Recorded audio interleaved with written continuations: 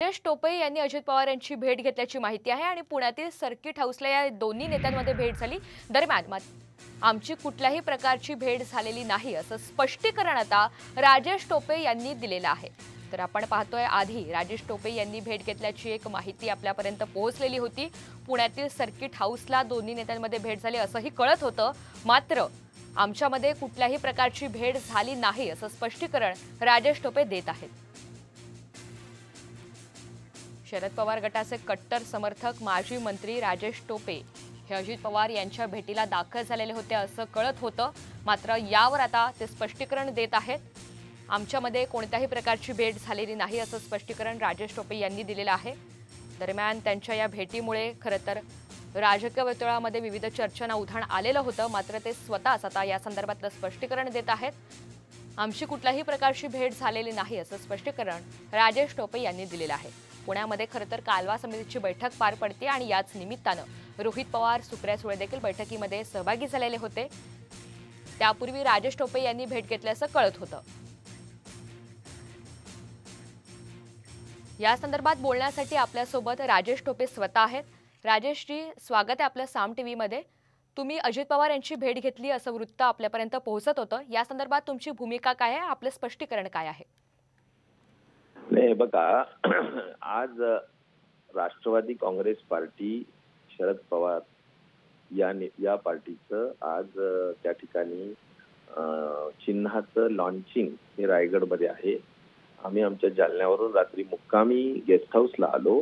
रात्री 2 वाजता मला वाटतं गेस्ट हाऊसला आलो असेल आणि सकाळी उठून आम्ही कार्यक्रमाच्या दिशेने त्या ठिकाणी जायला लागलो। त्यामुळे तिथे थांबलो। दादा नेहमीच्या त्यांच्या कामाच्या पद्धतीने कदाचित सकाळी आले असतील, पण मला उलट लवकर जायचं होतं, त्यामुळे मी खाली येऊन निघून गेलो। बाकी काही विषय नाहीये। आज जरी मी कुठलीही कुणाचीच भेट घेतली नाही, फक्त मुक्कामी थांबलो, दुसरा काही विषय नाहीये। राजेशजी, खरं तर पुण्यामध्ये एक बैठक पार पडते कालवा समितीची आणि या बैठकीमध्ये सुप्रिया सुळे आणि रोहित पवार देखील सहभागी झालेले होते आणि तुम्ही देखील पुण्यामध्ये आहात आणि त्यांची भेट घेतली असं वृत्त पोहोचत होतं।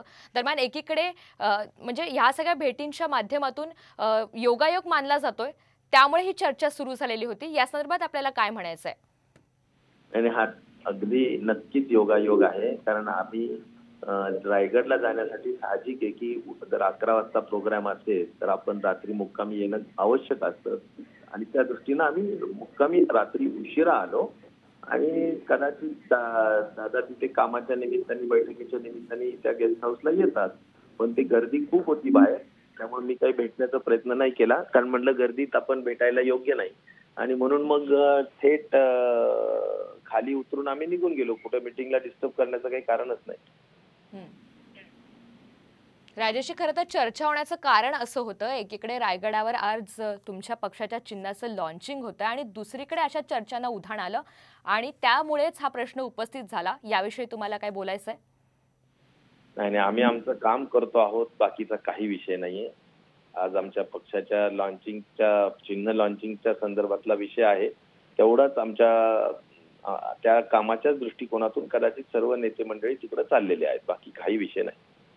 धन्यवाद राजेशजी, आपल्या या भूमिकेसाठी आणि स्पष्टीकरणासाठी। साम टीव्हीशी बातचीत केली त्यासाठी आभारी आहे।